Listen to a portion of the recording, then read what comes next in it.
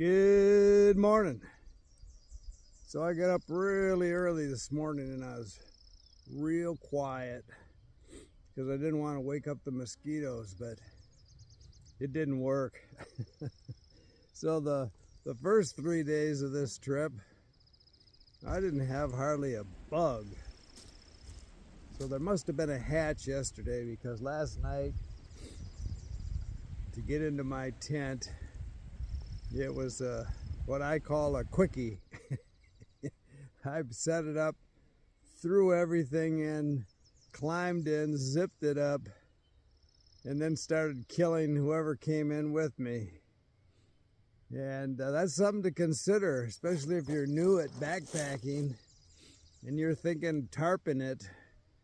Now, this head net, I haven't worn this thing and I couldn't tell you when. Maybe in the Sierras on the PCT 5-6 years ago. But that doesn't mean I don't carry it. It doesn't weigh anything. And I'm glad to have it today because they're just swarming my face. It's kind of warm this morning, but I've got my gloves on so I don't get my hands. Everything else is covered up. Another thing to consider, if you're a shorts wearer, you might want to bring some pants along in case. I never wear shorts. I always wear long pants, but there's very few places they can get at me today, and I got a lot of miles to do, and if they have just swarmed, I'm probably going to have them the rest of this trip maybe. I don't know. I hope not. The other note on tents, so a lot of this trail is either sand along Lake Superior or, sticky kind of growth on both sides of the trail. When you come right down to it, there's really few places to camp.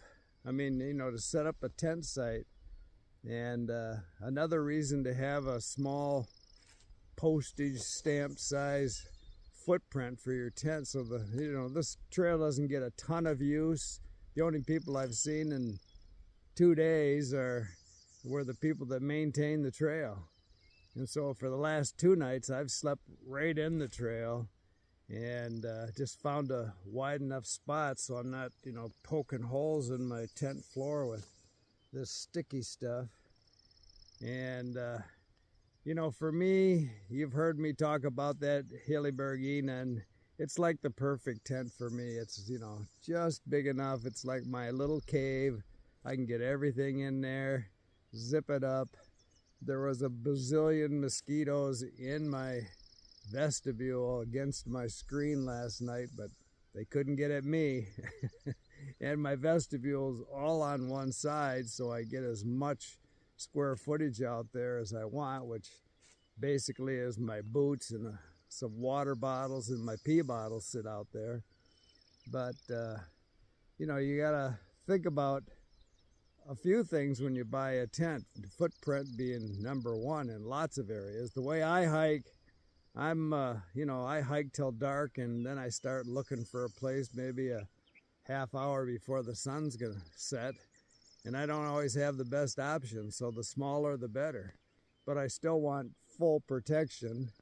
And the only way I'm gonna get lighter is to go to a single wall, and I'm not willing to do that. I haven't had any condensation on this trip, but 80% of the time you'll have some kind of condensation. And in a single wall, you got to deal with that, and I just don't want to. But, if you want to, I could lose almost 2 pounds by going to a single wall Dyneema tent, and I don't like Dyneema, and I don't like single walls. So until they come up with something else, I'm sticking with my Hillybergine. And